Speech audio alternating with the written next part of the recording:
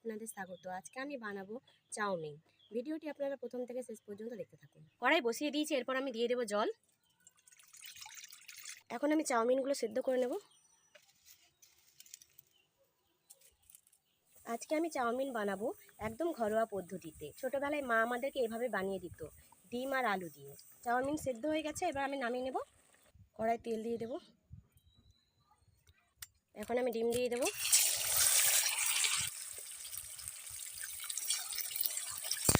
ডিমগুলো আমি ভালোভাবে ভেজে তুলে নেব। ডিম ভালোভাবে ভাজা হয়ে গেছে, এবার আমি নামিয়ে নেব।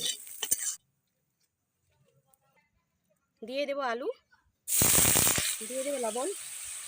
আলুগুলো ভালোভাবে ভাজা হয়ে গেছে, এরপর আমি দিয়ে দেবো সিদ্ধ করে রাখা চাউমিন, দিয়ে দেবো ভেজে রাখা ডিম, দিয়ে দেবো চাউমিন মশলা।